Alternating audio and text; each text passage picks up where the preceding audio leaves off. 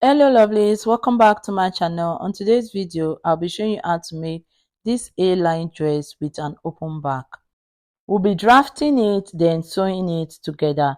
I want to say thank you to all our subscribers, and if you haven't subscribed, please like and subscribe to our channel.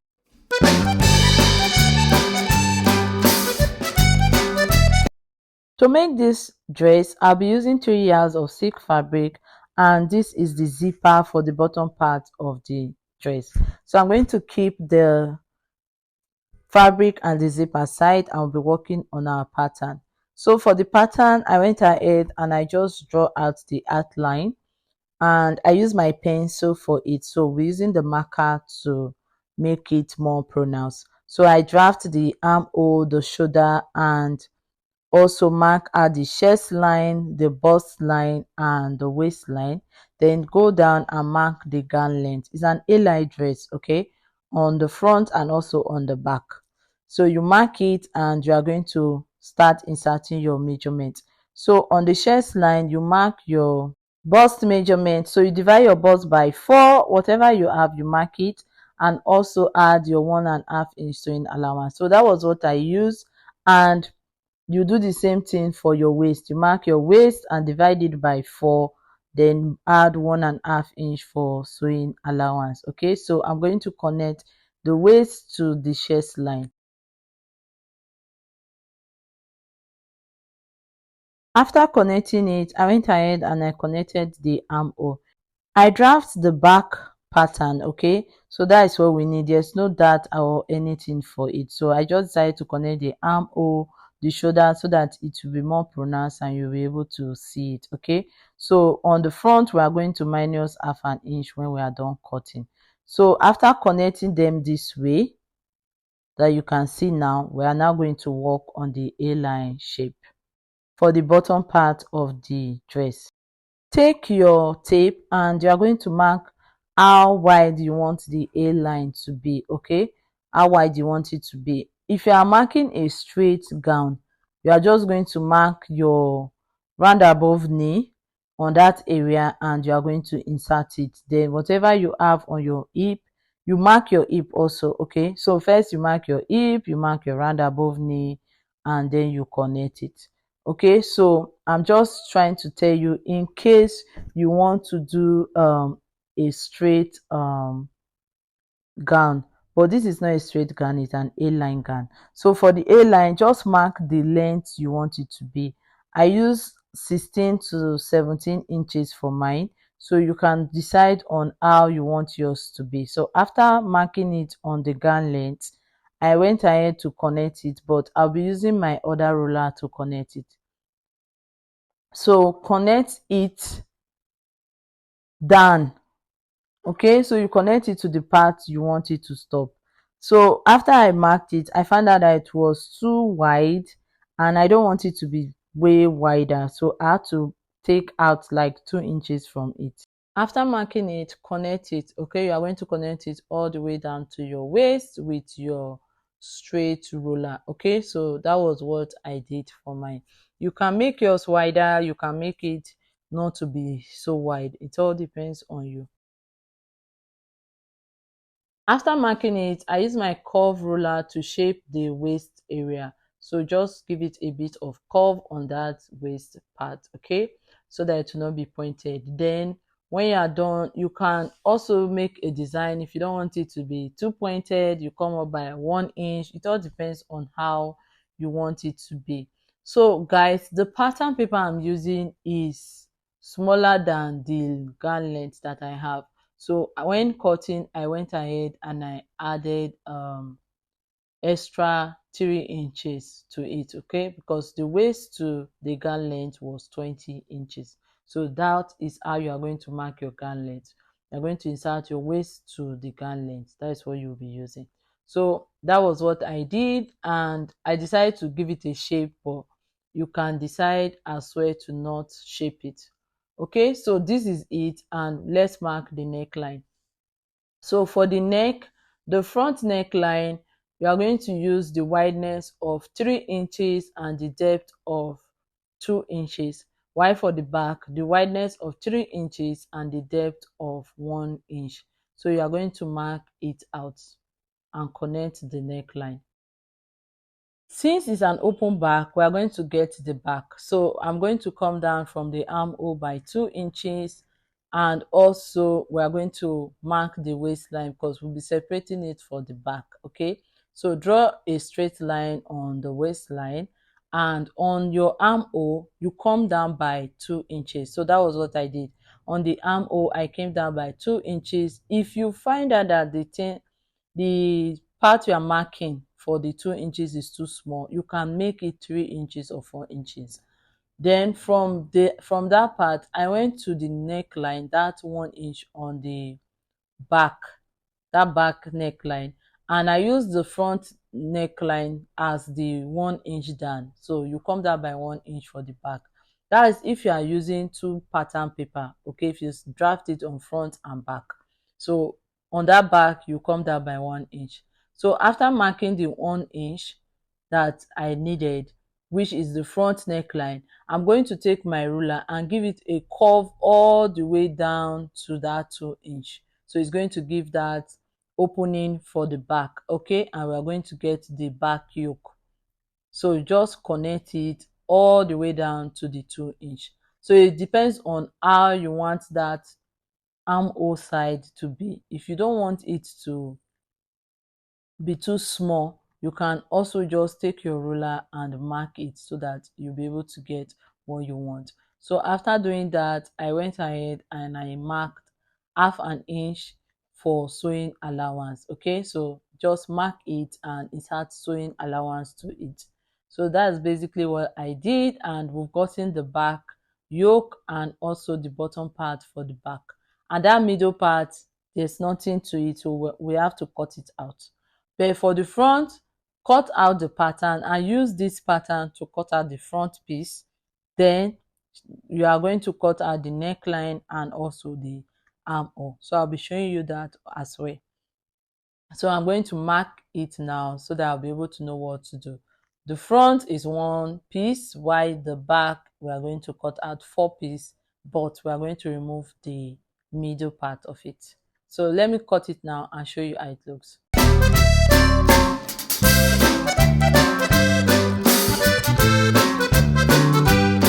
After cutting it, you can cut out the back separately and have the front separate, so you can use the other part of your pattern paper to just get it. Okay, so but me, I'm just using one pattern for both the front and the back, so I just want to explain this for you.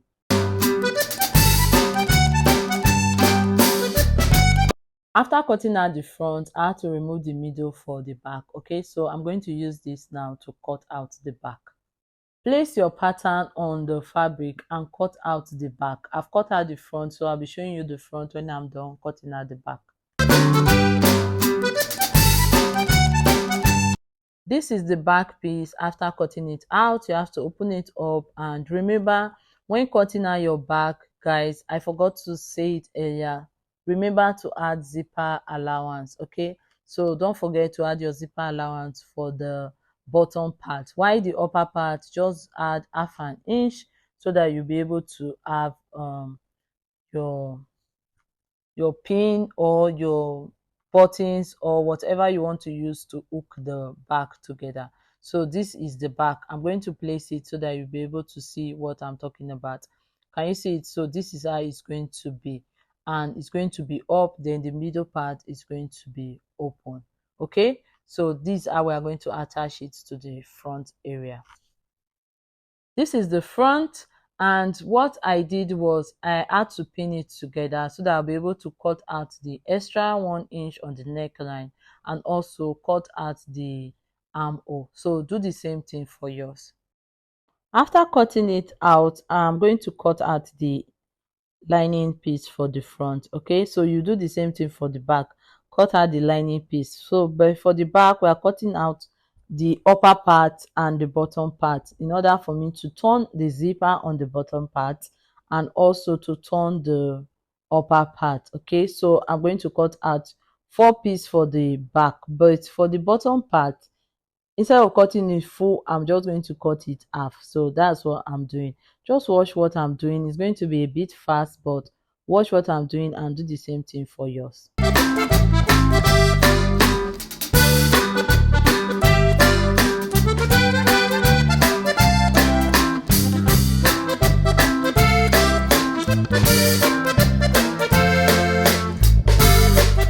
I decided to cut all the parts once so that we'll be able to just go straight to sewing.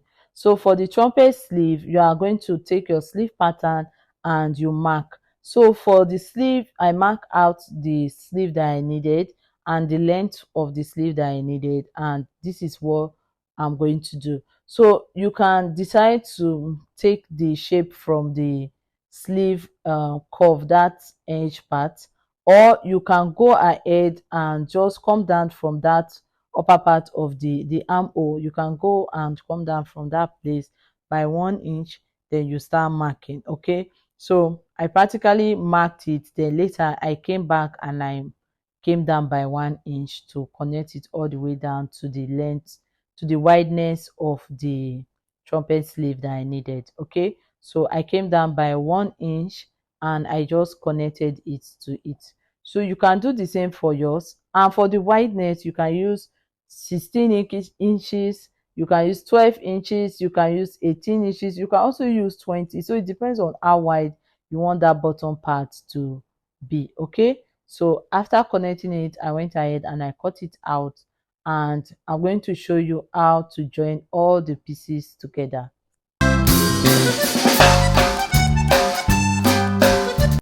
This is it after cutting. So I cut out two pieces and this is the sleeve. So we are going to start joining all the pieces together. So this is the sleeve. I'm going to show you all the pieces that I have. This is the back, the bottom part, and we have the front and also the upper part of the back. So these are all the pieces that are needed for this dress.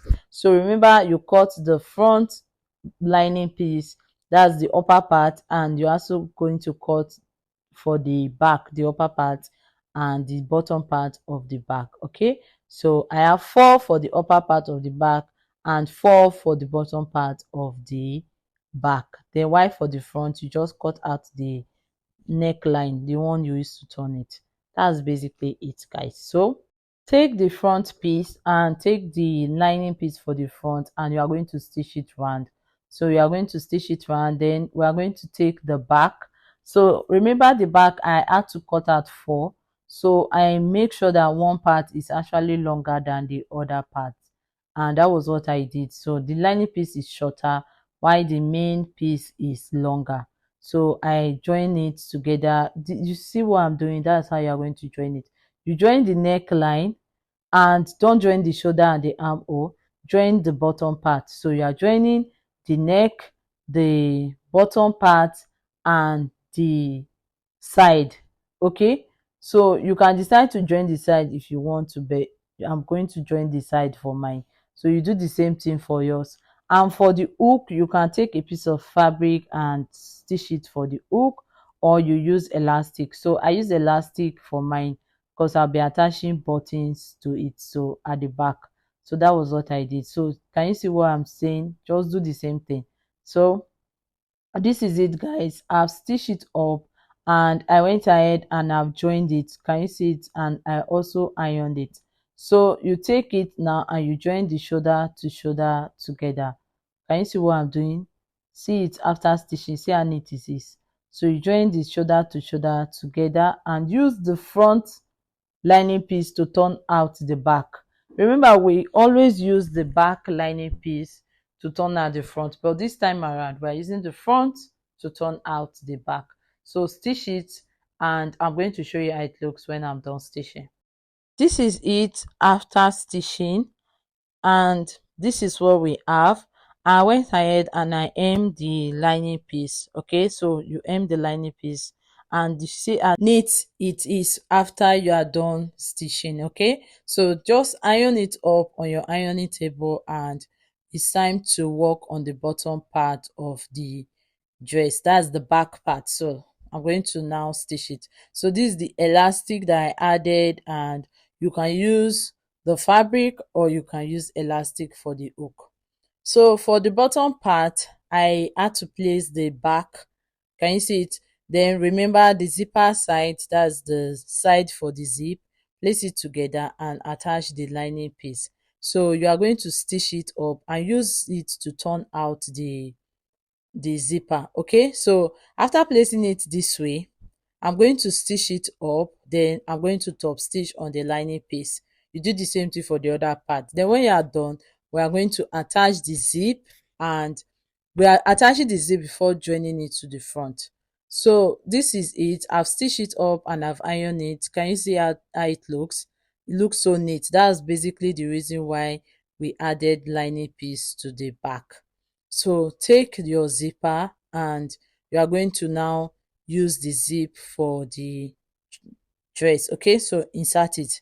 You are going to mark the length you want the zip to be. So you can use 8 inches, you can use 9 inches, it all depends on you. So I use 8 inches for mine, and my zipper was very long, so that's okay. So I used 8 inches for mine and I marked it, and I'm going to use the lining piece of the bottom part of the back to turn it. So just do exactly what I am doing for mine. So after you marked it, you stitch it, you are going to turn it and top stitch on the lining piece. So I've done this before on some of my previous videos, and it's very easy to do. So you have to stitch the zipper first to the point you want it to be, then you place the lining piece and top stitch on it. So it's quite easy. So I'm going to do mine and show you how it looks.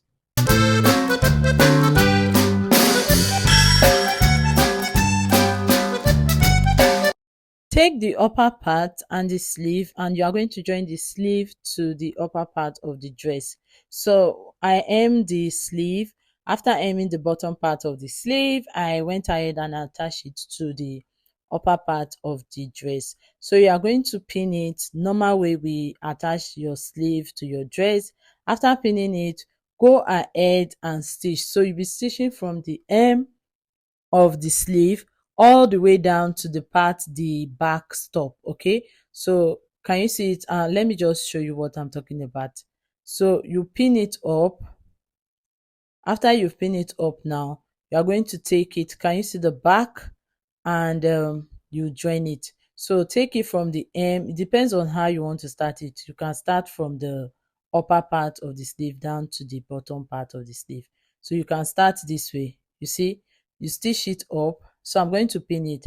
You can start stitching from this part, or you can start stitching from the sleeve.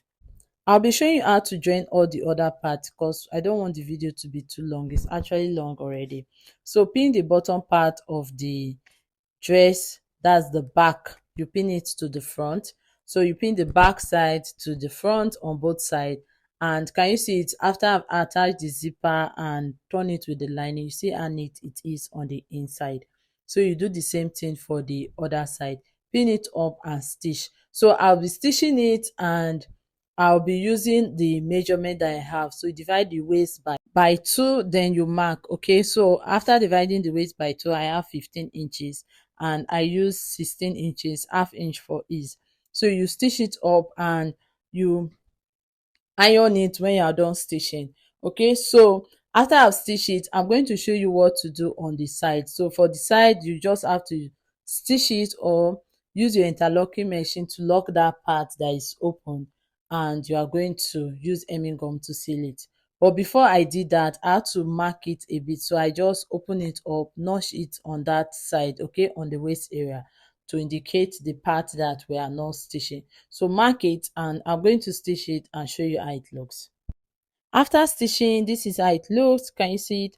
I've joined all the parts together, and on this part now, I just notch it a bit and I use my interlocking machine to lock it up. Okay, so you put hemming gum and you iron that part that is open on the front. Okay, so you iron it and attach the buttons. So this is how it looks. Can you see it? So I use hemming gum on this part, then you iron it, then do the same thing on the other side. So it's going to be open, and this is the sleeve that I had. Thank you so much, guys. Thank you for watching today's tutorial. Please don't forget to like and subscribe to our YouTube channel. Bye, guys.